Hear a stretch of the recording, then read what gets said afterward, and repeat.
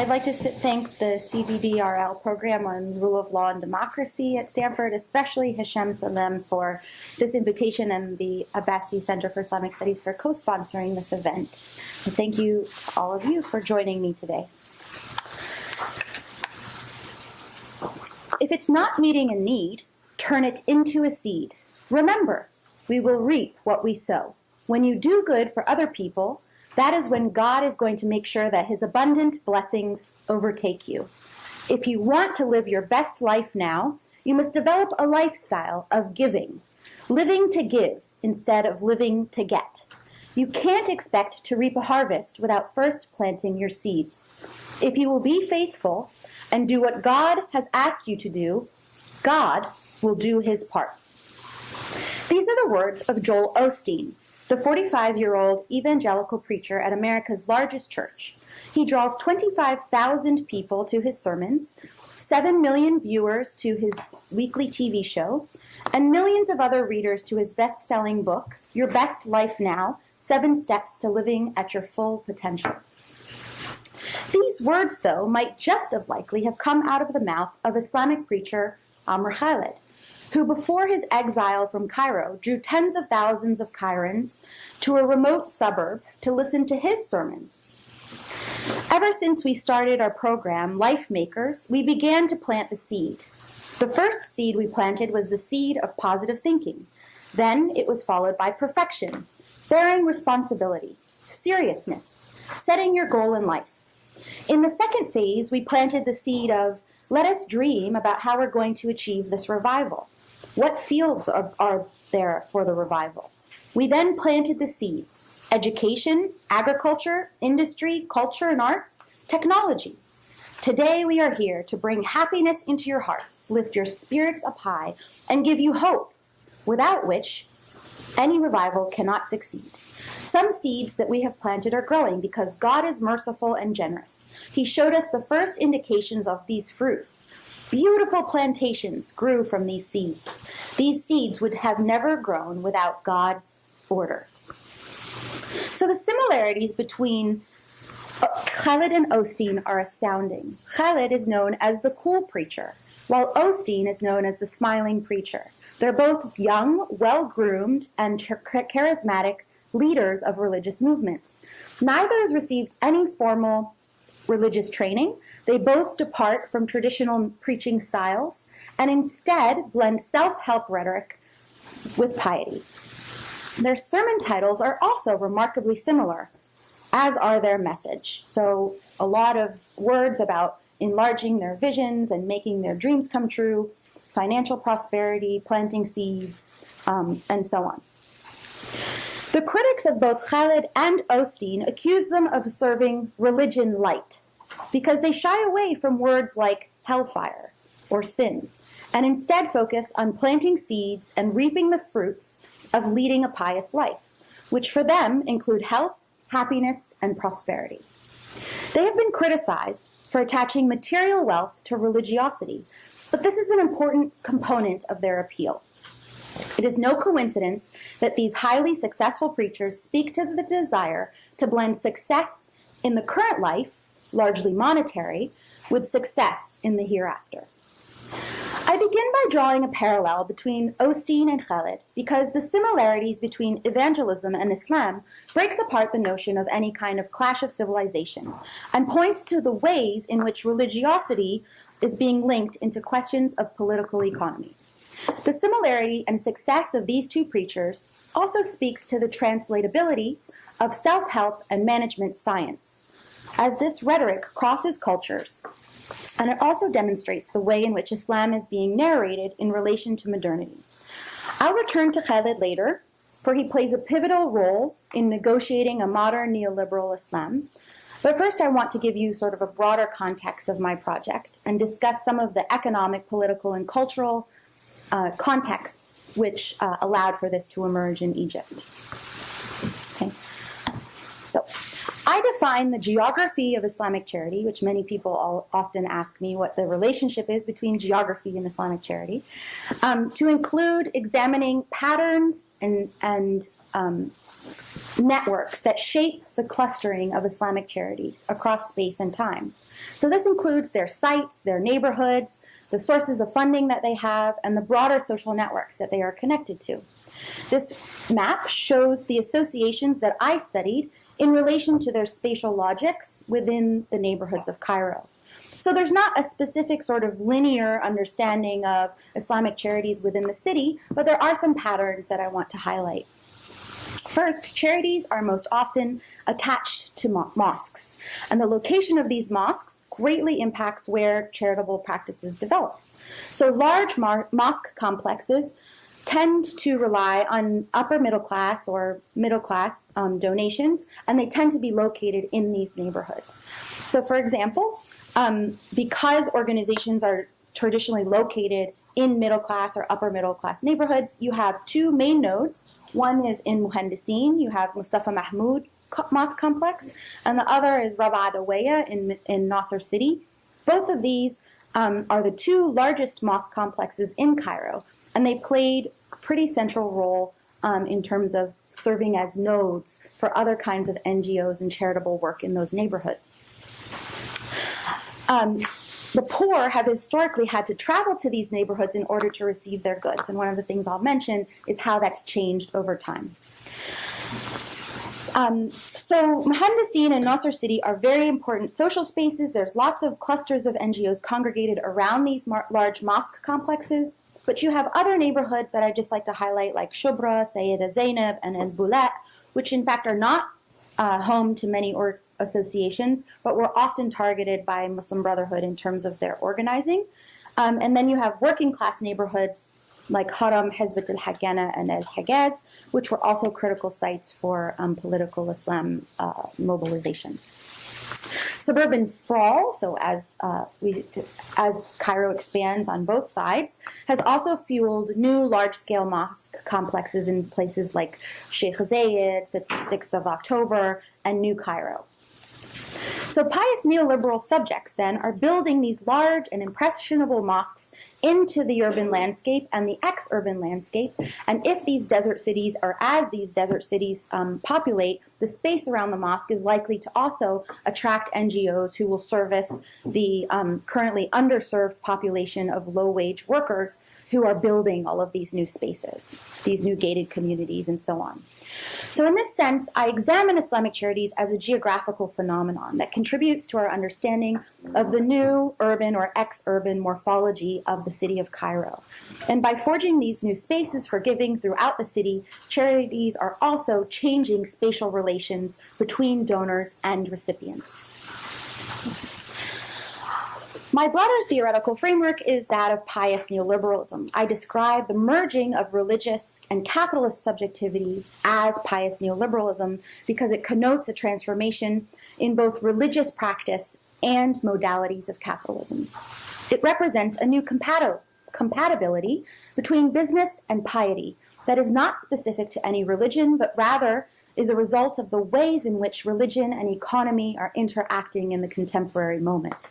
Pious neoliberalism produces new institutions, new systems of knowledge production, and subjectivities. In my book, I explore pious neoliberalism through this lens of Islamic charitable practices, and I use it as a lens through which to understand the changing relations between the economy, the state, and broader discourses of religion in Egypt. So pious neoliberalism highlights the multiple but sometimes contradictory aspects of this fusion. And just briefly, I'm employing Sihan Tugal's definition of Islamism as a project that seeks to shape the state, economy, and society along Islamic lines. And I'm employing Wendy Larner's definition of neoliberalism as the expansion of market logics into all aspects of life. And neoliberalism then is policy, ideology, and governmentality. Okay.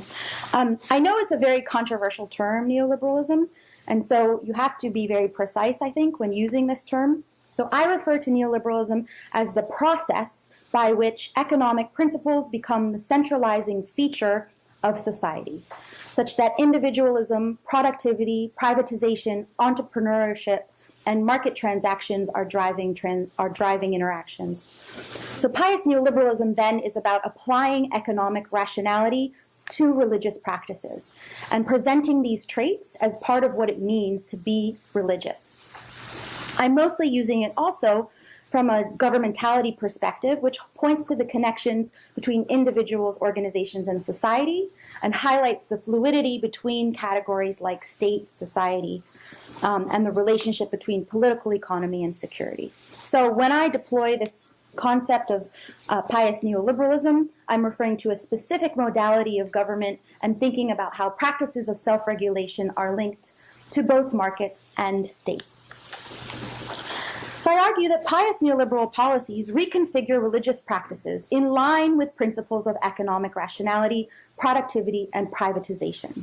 These traits are presented as part of what it means to be religious, and they are applied to religious practices, but at the same time, religious practices are neoliberalized, as characteristics of faith seen as incompatible with neoliberalism become diluted, and new religious practices are formed. Pious neoliberal ideology, then, represents this merging of a market orientation with faith. It is a productive merger, and it leads to new institutions like private mosques, private foundations, and an Islamic lifestyle market. So pious neoliberalism generates these self-regulating and ethical subjects as faith and the market both discipline them simultaneously. And it's the different chapters of my book apply this framework to understanding pious neoliberalism's institutions, practices, spaces, and subjects. So just briefly, this research is based on 1 year of fieldwork in 2005 and then about 5 years of subsequent visits where I conducted participant observation at 20 different charity organizations and 100 interviews with charity administrators, ministerial staff, so Ministry of Social Solidarity, Ministry of Religious Endowments, Nasser Social Bank, and various governmental organizations, aid recipients at these organizations, Islamic bankers, and independent philanthropists. I also situate my work within sort of a broader framework of NGOs in Egypt, and I've written quite a bit about this broader framework and how in relation to legal and regulatory contexts. So this is sort of a crude division, but just to be clear, I'm not talking about political movements. I am talking about charities, and I am not highlighting the work of welfare organizations, but I'm focusing more on philanthropic development organizations, and these are the organizations that are becoming more entrepreneurial. This is just to give you a broader context within which this falls. Okay. So, in the case of Egypt, there are many factors that coalesced to produce a context within which pious neoliberalism could emerge. The Egyptian state under Mubarak was an amalgam of neoliberal and authoritarian technologies of rule, a growing gap between the rich and the poor, the stress of living under the emergency law that limited people's political and civil liberties, and the repression that came from living in an authoritarian state that saw any kind of organizing, but particularly Islamic organizing, as a threat to its legitimacy. Over the past 3 decades, Egypt has undergone an extensive array of neoliberal economic reforms, which are marked by the usual components of structural adjustment, including the devaluing of currencies, the lowering of deficits, the privatization of state industries, the elimination of subsidies, and the shrinking of the welfare state. So these changes encompassed a pro-business, consumption-driven society, focusing on international investment, promoting unregulated markets and unfettered competition, while extending market logics into life. So while Cairo developed a cosmopolitan face with 7-story shopping malls, Wi-Fi cafes, and sparkling display cases, these things were really only accessible to the elite, many of whom made their money during the past 3 decades of privatization. The majority of Cairans' lives, instead, were deeply affected by the rising cost of living, by the starvation of the welfare state, and by the privatization of social care. With respect to authoritarianism, the state felt Islamic institutions and groups threatened its legitimacy and therefore intervened via an expanding state security apparatus. Egyptians were incredibly disgruntled with their government, which obviously led to 2011. and they had been living under the emergency law since 1967. So the emergency law, for those of you who are not familiar, suspended civil liberties, limited political freedoms, allowed for the arrest and detainment of suspects without trial for extended periods, permitted the use of military courts for civil suits, prohibited demonstrations, strikes, public meetings, free media, perpetuated human rights abuses, surveillance, corruption, all in the name of security. So this is the stringent legal environment that all NGOs in Egypt work under, but Islamic organizations were particularly targeted. And the regime used anti-terrorism laws to not only undermine the so-called radical Islamists, but also to undermine all Islamic groups and institutions. It's the state's intervention in Islamic institutions that actually precipitated the growth of Islamism in Egypt. It was also the stark contrast between the classes that fueled the growth of Islamic charity, as the wealthy sought to purify their wealth, and the poor turned to Islamic associations to help them meet their basic needs. It is in this context of economic and political stagnation that Islamic charities came to be very important spaces. They enabled the rich to do this purification of their wealth. They enabled the poor to simply survive, but they also represented a space where Egyptians could gather, express their vision for the future, and do something that they saw as productive. So the window into the world of Islamic associations that I provide highlights also how they work as agents of economic development, spaces of community, and sites of subject formation. Rising inequality then led to an increase in charitable practices. But Islamists also saw the gap between the rich and the poor as an opportunity to build their numbers, and Islamic charities responded to this crisis of inequality in Cairo by providing social services and aid. Members of the new bourgeois class also played a very important role. Aside from giving to their servants and work staff, they frequently donated to Islamic associations and often even started their own charitable foundations. And many of the children who volunteer in these associations, particularly during the holy month of Ramadan, are the children of these upper classes.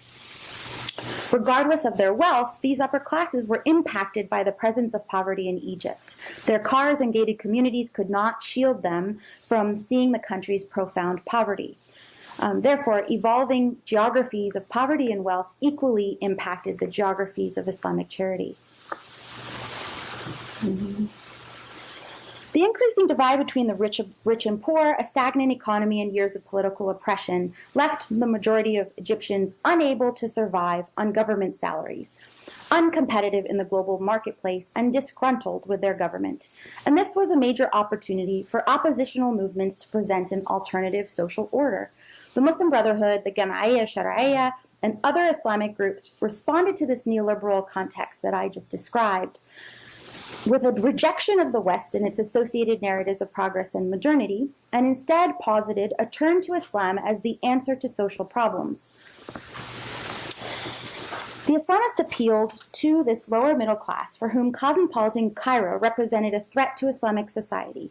But they mobilized the technology and the resources that allowed them to spread their ideas and appeal to a wide variety of Egyptians. Because this movement was widespread, these organizations were in a very precarious situation with the government, which followed the rhetoric of a secular democracy, but suppressed any overtly political organizing, especially one based on Islamic Sharia. However, the traditional Islamists were not the only one who turned towards religion. The trend was also apparent amongst the wealthy, who perhaps in search of a way to fill the void left by an overly materialistic and consumption-driven lifestyle, also turned to Islam as well. And it is these often Western-educated upper-middle-class individuals who were not content to throw out the baby, modernity, with the bathwater. They instead forged their own narrative of progress, blending an economic development agenda focused on efficiency and productivity with what they saw as Islamic social values. In both cases, then, Islam reemerged as a prominent feature of public discourse in Egypt, and many scholars documented this Islamization of Egyptian daily life whether it be through Islamic dress, the media, or these religious acts. Janine Clark, Dennis Sullivan, and Asif Bayat are amongst many who have shown the poor increasingly relied on these NGOs, and particularly Islamic ones, to provide them with social assistance through handouts, medical care, and the direct provision of social services. With approximately 90% of the population as Muslim, Islamic NGOs took a premier role in providing these services, particularly for those who could not afford private care.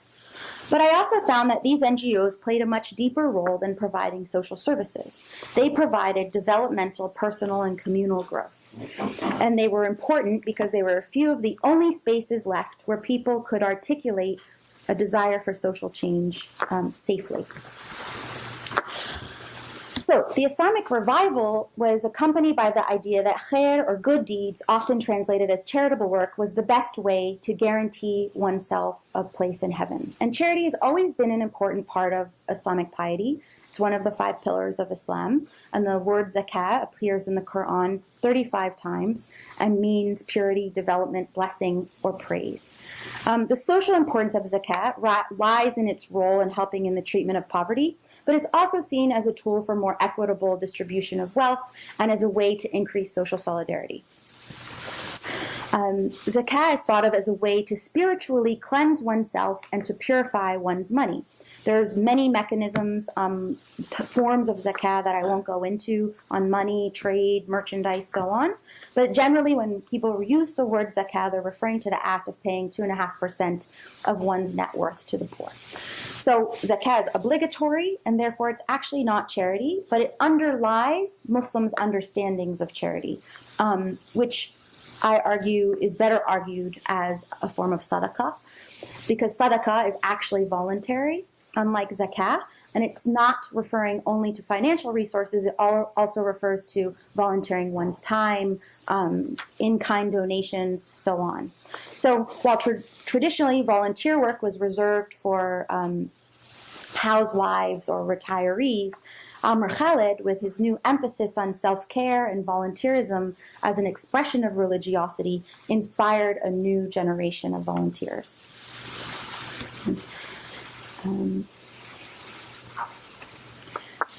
This Islamic revival had also had, before I go on, spatial ramifications, which I want to highlight as a geographer. Rising religiosity appeared on the streets of Cairo through a marked increase in the number of women donning the veil, men keeping religious beards, and the rise in the number of mosques scattered across the sprawling streetscapes of Cairo.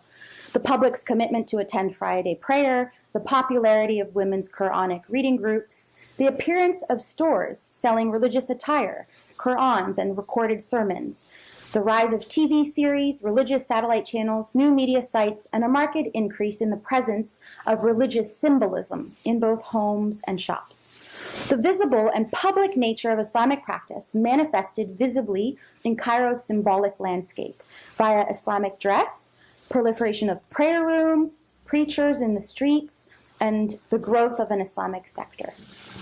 But the story of Islamic charity serving a critical role in society is really not a new one.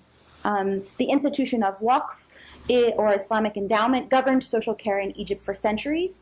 Almost all mosque complexes have water supply, healthcare facilities, schools, libraries, soup kitchens, cemeteries, gardens, parks, and roads, which were all part of Al-Qaf until the mid-19th century, when Muhammad Ali, who's considered the founder of modern Egypt, institutionalized, centralized, and bureaucratized Al-Qaf under a state apparatus.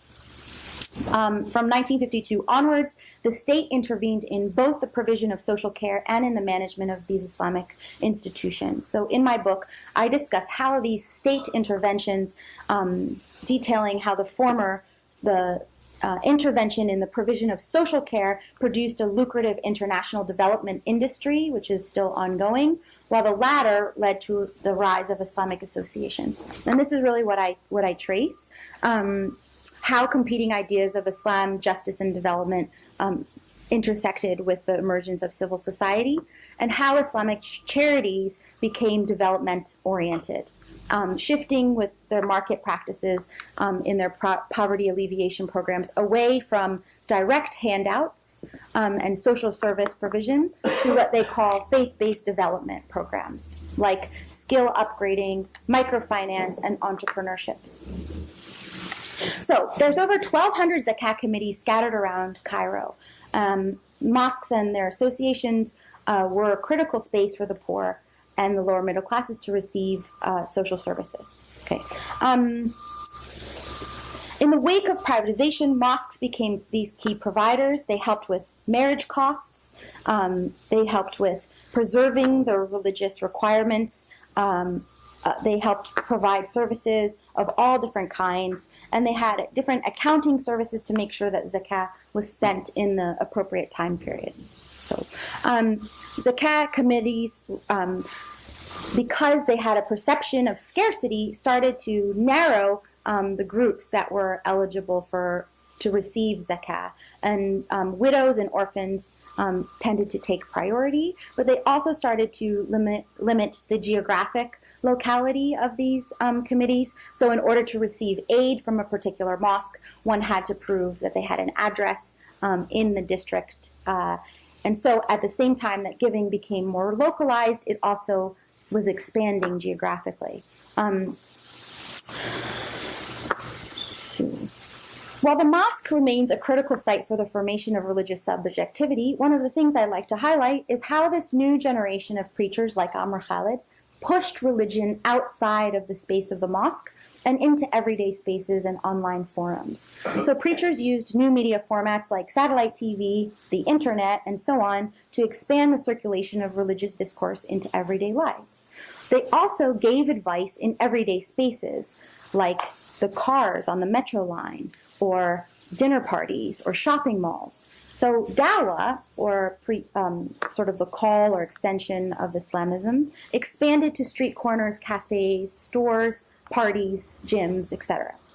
And the presence of these preachers in public space led to an orientation that stressed rituals, appearances, prayers, veiling, and other outward signs of religiosity.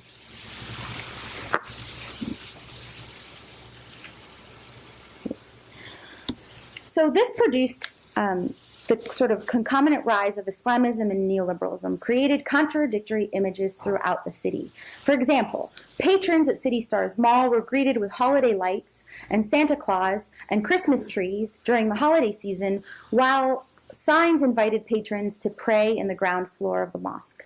Outside the American-style food court with all of the American fast food brands sat this Risala table, soliciting volunteers and donations. So the presence of Islamic NGOs in these everyday spaces, from sporting clubs to shopping mall, was part of this message that Islam is compatible with a Western-influenced, consumption-driven lifestyle.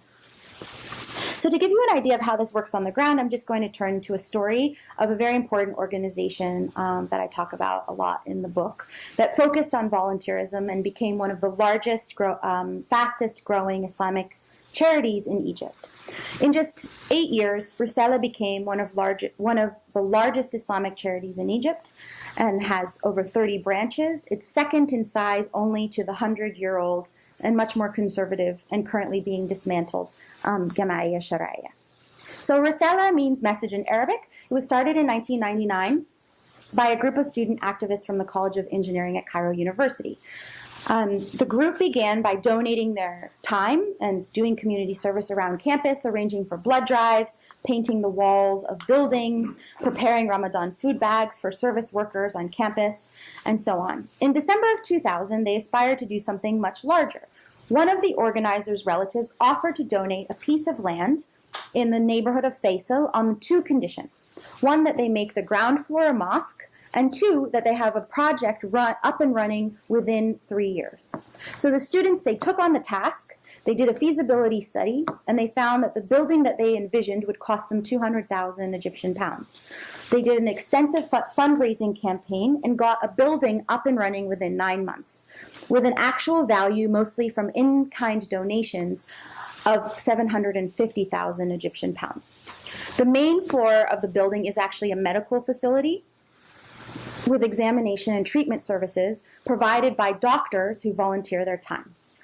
Dr. Sharif the man largely behind the organization's success presents the rewards of volunteerism to a house full of potential recruits. He says, ask yourself, what did you do in the service of the nation? Islam is about helping people, caring about others through social solidarity. Volunteers are actually the ones who gain the most of all. What better way to build yourself a house in heaven? It is the poor who allow us to go to heaven.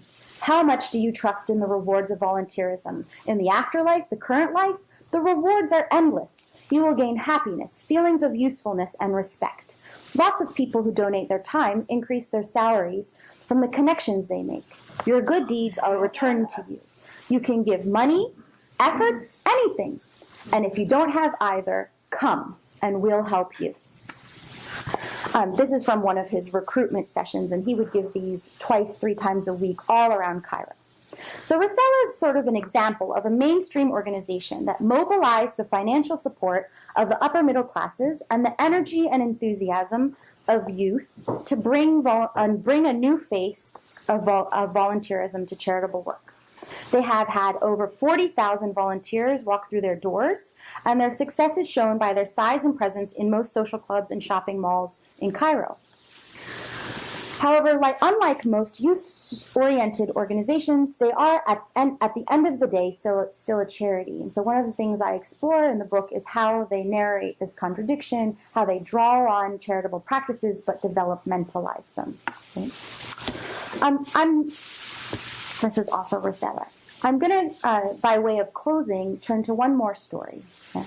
The story of the Rabaa Adawiya mosque complex, which is actually one of the largest in Cairo, and it was one of my primary field sites. The Rabaa Adawiya mosque complex is an exceptional case, and it illustrates the layering of institutional forms that were involved in Islamic charity and the potentiality of combining zakat, sadaqah, and waqf into one complex. I rode past the complex nearly every day on my commute from Nasser City to other parts of Cairo. Located at one of the busiest intersections in the area, the mosque marks a critical intersection in the city, serving as a transit point for those traveling on the autostrad between downtown and the airport. The complex consists of a large mosque, a 3-story medical building, a hospital, a convention hall, an endowed water access point, and a 4-story building that housed several voluntary organizations. It was surrounded by a variety of perfectly manicured shrubs and trees. A string of white and orange and pink light bulbs hung from the edge of the mosque to the 4-story building across the way, which housed an alms committee on the first floor and a youth professional skills building NGO on the third floor. Rabaa Adawiya began simply as a large mosque in a desert-bound suburb. Yet over the course of 18 years, it became the premier social service provider to Nasser City. And precisely because of this role, the sidewalk in front of the mosque became a major informal transportation node with day-long traffic jams, which made it a perfect stomping ground for tissue vendors, shoe shiners, mobile phone peddlers, etc. So Rabaa Adawiya was a mosque that grew from a modest mosque into a landmark. And by doing so, it demonstrates how the space around a mosque had become space for so much more than prayer. It had become the space of a community. The sheer complexity of this building, its position as a place of worship, health, charity, meeting, socializing, organizing, and even everyday financial transactions epitomized the layering of roles that Islamic institutions had come to play in modern-day Egypt. And these Islamic associations worked as social service providers, religious organizations, development entities, and economic agents all simultaneously. In addition, many local organizations tried to emulate Rabaa Adawiya. It remained the premier location for these services, and it became a hub. It demonstrates how charity came to stand in for so much more. This is the health clinic that they had, so on. So these are 2 pictures of Rabaa Adawiya. The one on the left is a photo I took during my fieldwork, as I spent a great deal of time in the mosque's zakat committee, hospital, health clinic, etc. On my last trip to Cairo, last 2 trips to Cairo, so the last trip was this past winter, and then on the trip before that was June 2013, I was unable to visit the mosque because it had become the campgrounds for defending the soon-to-be ousted Mohamed Morsi. The second picture to the right is a Reuters news photo taken on August 15, 2013, taken immediately after the massacre that occurred there when security forces opened fire on the protesters who had been camping out there. So the roles of Rabah clearly were no longer in line with what I had found years earlier, and perhaps the entire role of the mosque is in question. But I close with these images because they highlight the importance of thinking about the space of the mosque as a critical site, whether it be for prayer, community, protest, or conflict. Although a new generation of actors moved charity and religion outside of the mosque and into everyday spaces, the mosque remained the most important space for everyday interactions, including community building. Yet 4 years after the Egyptian people demanded bread, freedom, and justice in Tahrir, the space of the mosque, Tahrir, the space for protest and autonomy, are all under threat. The state continues to have authority over religion, the consolidation of the military, and the continued pursuit of economic liberalization put the very things that so many people died for on the line. This is what Tahrir Square looks like now, and so thank you. أنا رويتك من كاسات خمري ووهبت الزهر أنفاسي وعطري